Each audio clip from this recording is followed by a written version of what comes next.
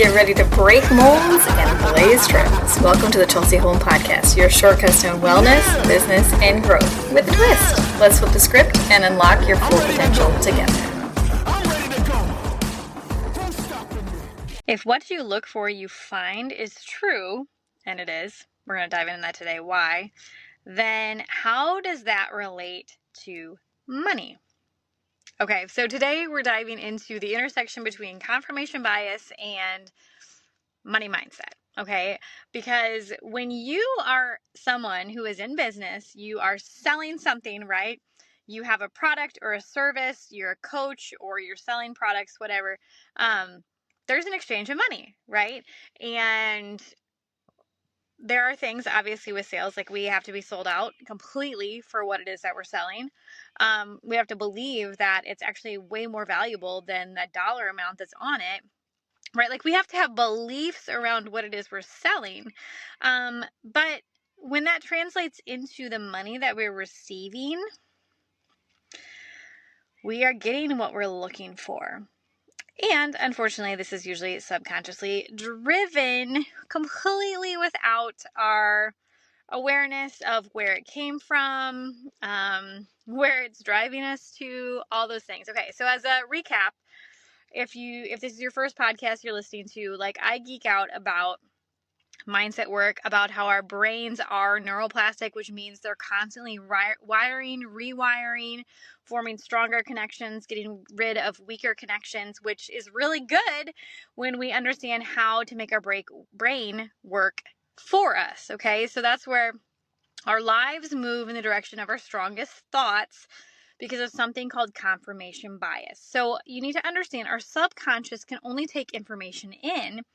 It can't negate the information that we take in. So if you tell yourself the sky is green, and that's something that you believe with all of your being because you grew up and everyone said the sky is green, right?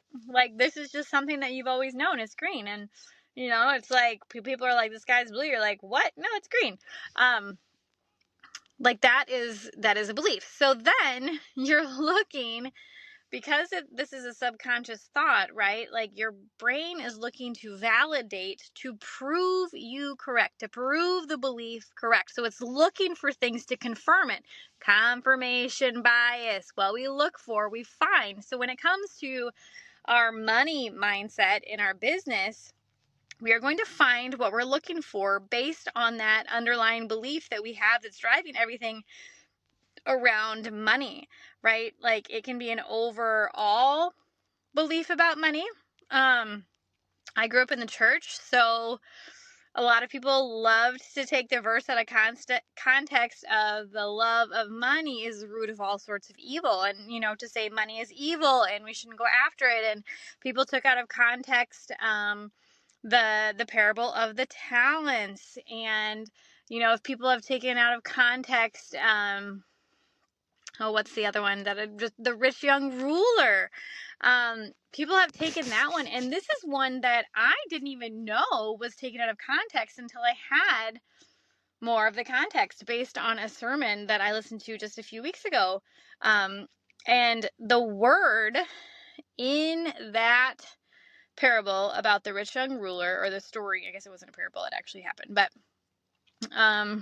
he said, he asked, you know, how the word that he used, like the specific Hebrew word he used for like life, riches, abundant, was actually Zoe, Z-O-E.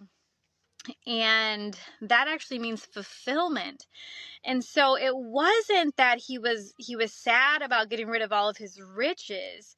What he was sad about was that he wasn't going to find fulfillment in his riches, which meant that his beliefs were going to have to be radically shifted because he was looking for fulfillment. He was looking for abundant life, right? Like, and obviously we know that your possessions and those things are not going to do that for you. Now, does that automatically mean that those things are bad? Absolutely not, right? It depends on where if we're looking to the source, like if we're looking at money as the source, or if we're looking at it as a resource, just like time, just like energy, right?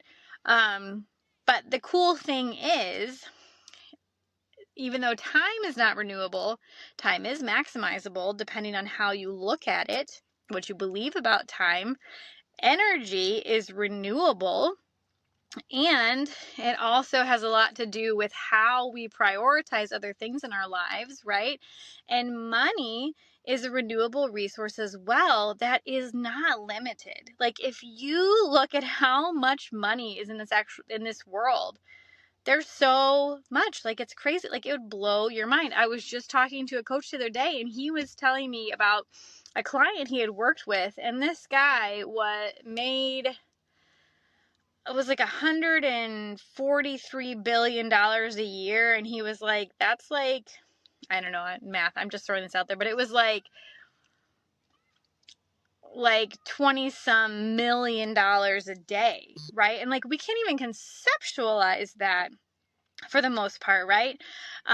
Grant Cardone was doing a training, and he had $1 million in cash on his desk. And he did that because, or maybe it was $100,000 in cash on his desk. I don't remember.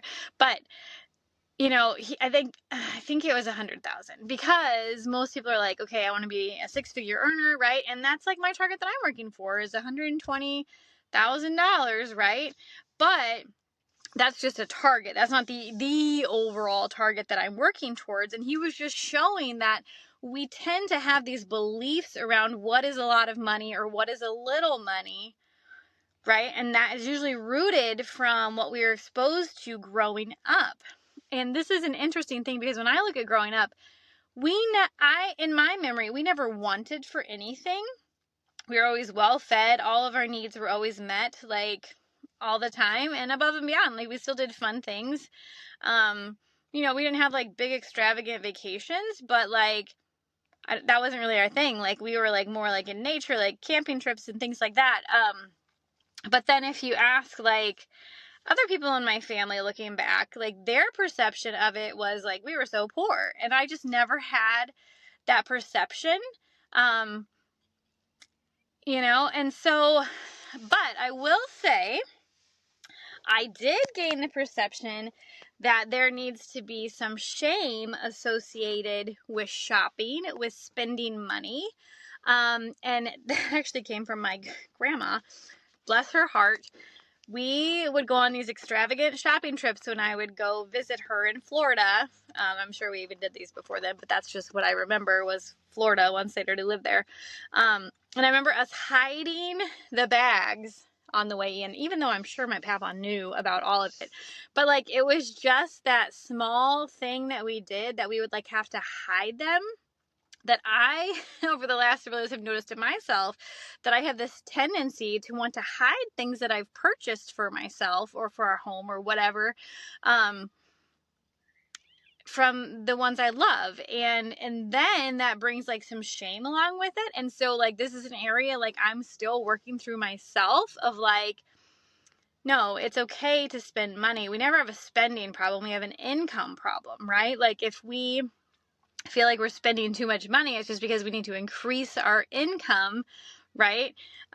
Because, at the end of the day, like I'm not an extravagant person when it comes to things. Like I prefer experiences, I prefer freedom, options, those kinds of things, and being able to be generous at whatever the heck level I feel led to, right? No matter if that's with having a little money or a lot of money. And so confirmation bias means our brains are looking for those things around us to prove our beliefs correct, right? That they are valid. And so if your subconscious is driving you in a direction that you don't want to go, so maybe it's, there's never enough money, everything's so expensive. Just being able to catch yourself saying those things, even if you're just saying them in your head, but if you're saying them out loud, especially to other people, being able to catch yourself in the moment so then you can address it can be really, really helpful. And then choosing to do the work to kind of dig into, why am I thinking this, or why am I noticing these things, right? Like, how is it, like, when I think of money, or I log into my accounts, or I go to pull up my paycheck, or, whatever it is, like, what are those feelings associated with it? And that is usually a good indicator of there's a story going on here, right? And, even if you aren't familiar with your emotions and able to name them well, usually you can see your behaviors, So if you're someone who's like, oh, I don't want to check my accounts because I know it's not going to be good or whatever, like, and you start avoiding checking your accounts, or you find yourself like waiting until the last minute to pay something, or, any kinds of those habits, like, those are also indicators that you've got a story going on that's not serving you. Because if you have this big goal to make all these sales, to bring in all these customers, to grow your wealth, to become a wealth builder, but the behaviors that are showing up are some poor guy living in a cardboard box, like, there's a disconnect there, right? And so we have to raise our level of belief, and we have to give our brain something else to look for. So if you've done any work with Tony Robbins, you know that he always uses this exercise of, quick, look around you and name everything that is red. Okay? Do that, right? Okay. And then now tell me everything that was blue. Well, I didn't, now I'm seeing blue because now I'm looking for it. But this is a perfect example of, you will find what you're looking for and you will miss what you're not looking for. And here's the other interesting thing about that. Like, when I said look around and find everything that you see as red, now, was everything you saw true red? Probably not. You were probably seeing things that were like shades of red, or even shades of brown, or you know what I mean? And like, you were like, that's close enough. That's red-ish, right?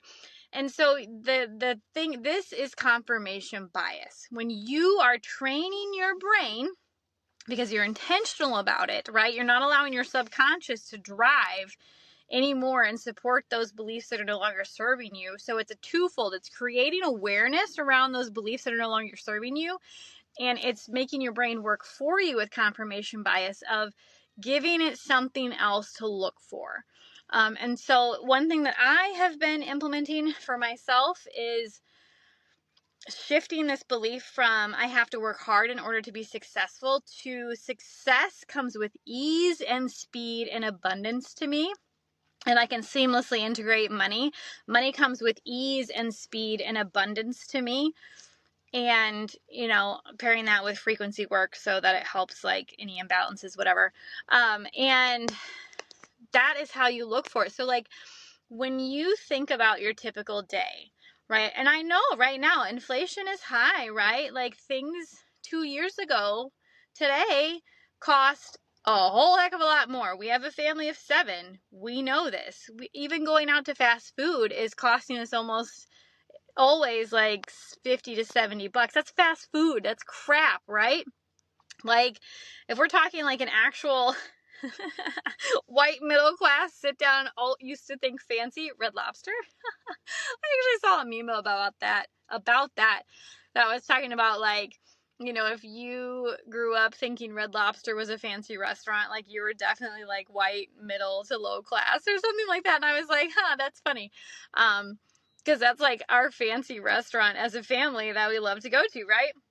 But that, like, if we go, I mean, we're talking like over a $200 bill just for, because like if we're going out to eat, we don't just want to be like, okay, we're getting water and no appetizers, no desserts, like we're sharing courses, you know what I mean? Like, that's not fun. That's not the point of going out to eat, like, and so we're going out and we're going big, right?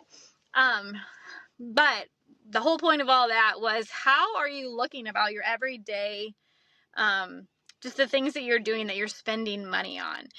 When you're getting gas, are you saying to yourself, gosh, it's so expensive. Man, I can't believe it's so expensive. It went up like this much. Like, oh, I hope that the number stops soon because it's getting so expensive. Or are you looking at it as, I'm so thankful that I have the money to fill up my vehicle. I'm so thankful that we have gas to put in our vehicles so that we can drive to see the people that we love and do the things that we want to do or have to do or whatever, not even have to do, but get to do, right? There's a shift there. Like going to the grocery store, are we focusing on, gosh, this is going to be so expensive. Like, oh, don't put that in the cart. That's too expensive. Or are we thinking, man, I'm so thankful that we have grocery stores where we can go and get food anytime we want, right? That I have money in my account, that I can get these groceries. Or even that God gave me a brain to be able to plan ahead and to use the resources that I have right now wisely, right? Like to be a good steward of what I've been given, and also that God has given us the ability to earn income and not stay stuck because we do this kind of mindset work, because we do this belief raising work, right? And so then when you're looking at what's possible for your business, for your goals, for your income levels, when you're looking at being a wealth builder, where is the disconnect happening? Because you have to believe it. You have to be sold out for what's possible when it comes to your income levels in order for it to become a reality. Because this is the other cool thing about our brain that I say all the time, that our brains can't separate reality from when we tell it. And so this is where we have the power to train our brains to look for us, right? To look for all the ways that money's coming in. And this is interesting. So as I've made these shifts in my mindset about money, it was almost like my money miraculously multiplied. Whereas I had this mindset before of like, I don't know how to handle money, so therefore I get rid of it as quickly as possible. And then I'm frustrated because there's never anything left, right? Like all I did was change my thinking and my beliefs about money, and instead started focusing on all the ways that I have to bring in income. And I'm so thankful that money gets to flow in, and then I get to tell money where to go to flow out, right? Like just making these shifts. And it almost seemed like something happened where like all of a sudden my money just started going further and lasting longer and being able to do more, and, was staying in my account, and it wasn't like rushing out the door as soon as like faster than it came in. And so this is the power of raising our belief and challenging our existing beliefs that are holding us back. And so confirmation bias can be your new best friend when it comes to this. And this is why I put together that visualization practice that I offer totally for free, because your brain needs to know where it's going in order to grow there. Like it has to have a clear picture of where it's going, because it can't separate reality from what you tell it.